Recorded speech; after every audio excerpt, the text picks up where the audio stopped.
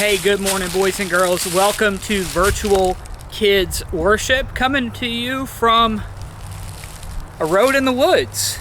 A little bit of a different scene and setup than what we normally would have for our kids' worship, but you're going to see it goes in line with our story for this week, our last week of looking at kindness and what it means to show God's kindness to other people. If you remember, kindness is showing other people how valuable they are by how you treat them.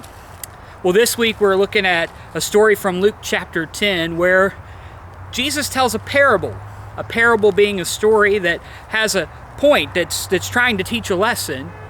He tells a story about a guy on a road. Well, actually a few guys on the road. And in that story we're going to see that Jesus is going to identify for us who is our neighbor.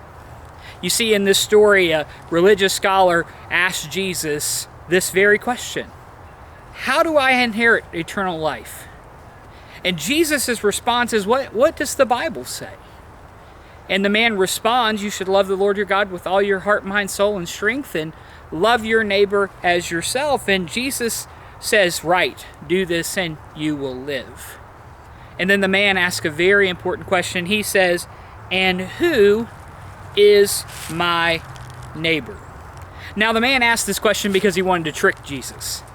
He was actually trying to get Jesus to say something that would get him in trouble. He wanted to justify his actions, which means make them look okay.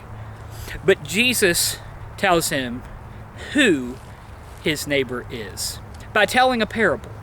You see, we have an opportunity to show God's kindness to every person that we come in contact with. And in our story, Jesus is going to tell us a little bit about who our neighbor is. Check it out with me.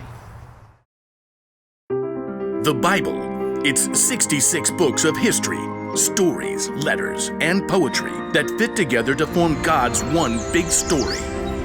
The epic adventure of how He created us and loves us so much that He made a way to rescue us.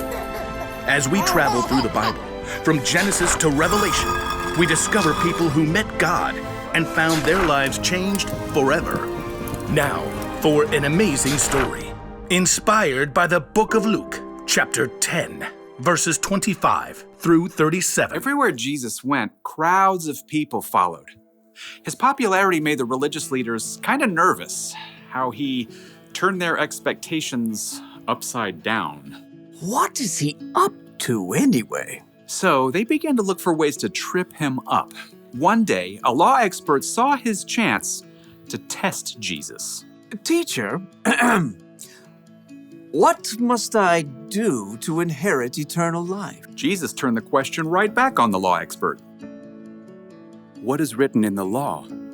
How do you read it?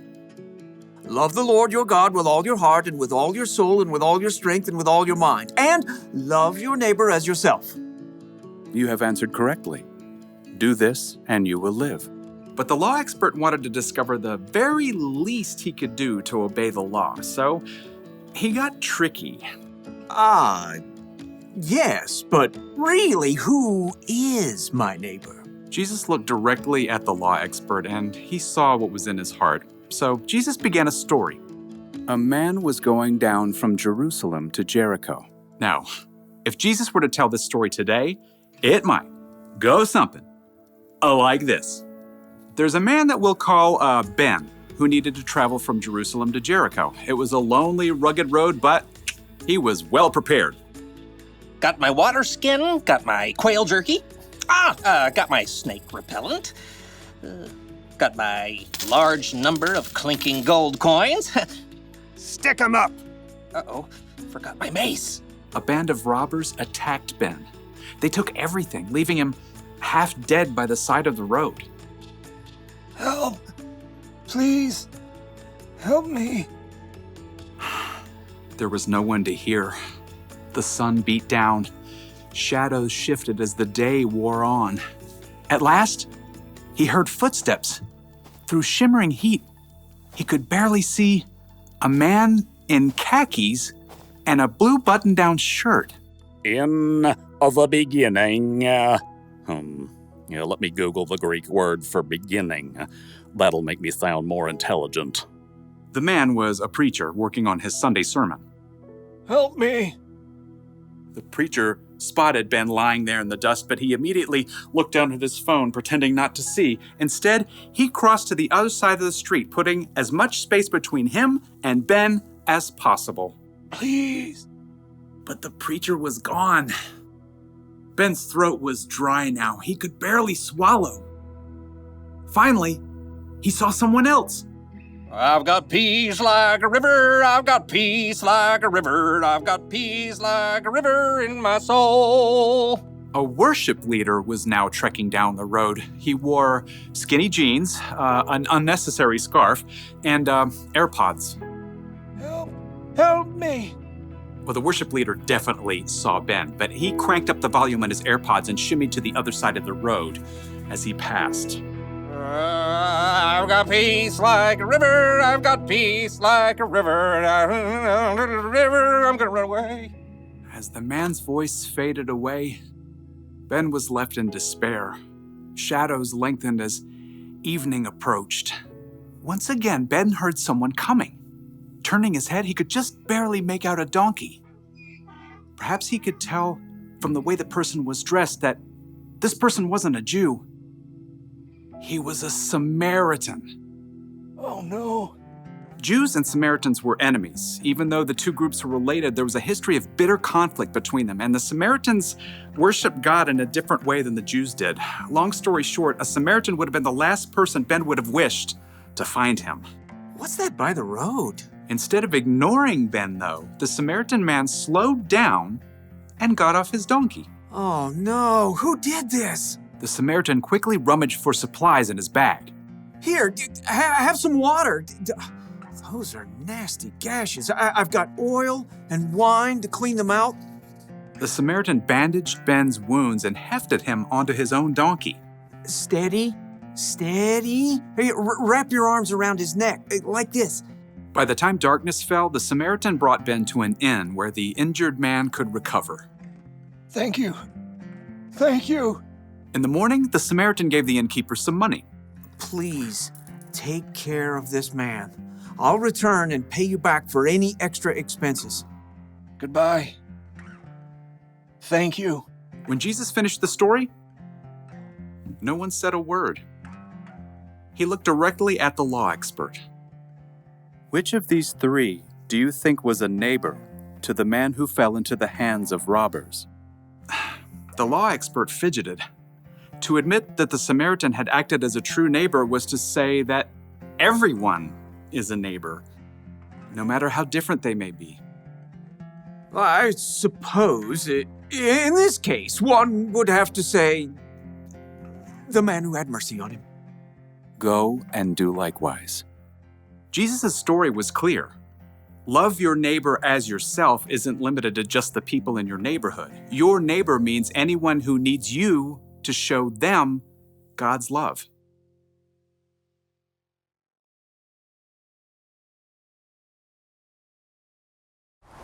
Hey, boys and girls, welcome back from your story. I hope you guys enjoyed learning about the story, the parable of the Great Samaritan.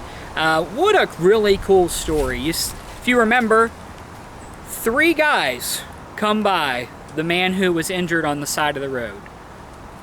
One, a priest, a person you might think would absolutely help any person they saw was in trouble on the side of the road, but he doesn't stop.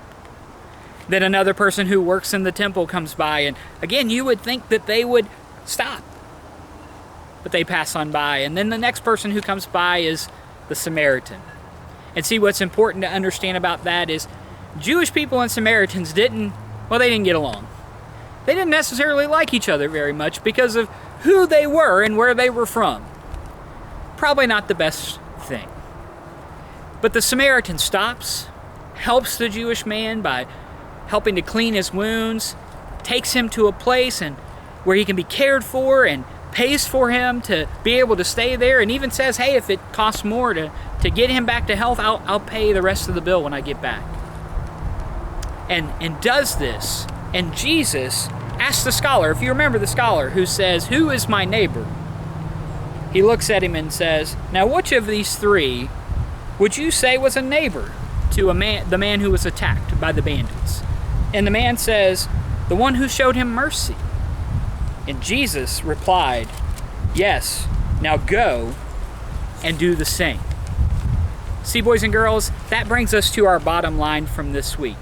Check it out. It's right here on the screen. Say it with me. Be kind to people who are different from you. Say it one more time. Be kind to people who are different than you. See, you and I, boys and girls, we have the great privilege, when we know Jesus, to go out and share God's kindness with other people in the world. We get to take the good news of the gospel, that Jesus lived a perfect life, that he died on the cross, and that he rose again so that you and I can have eternal life. That's the privilege that we have. In every person that we come in contact with, those people are our neighbors. We need to show God's kindness to them. Not so that we look awesome, but so that we can remind them that our Father in heaven is awesome. Every person we meet on the road, whether that's literally on the road, in school, baseball, gymnastics, you name it, even in our house, we have the opportunity to show God's kindness. So I want to remind you as we wrap up, be kind to people who are different than you. God has uniquely made every one of us.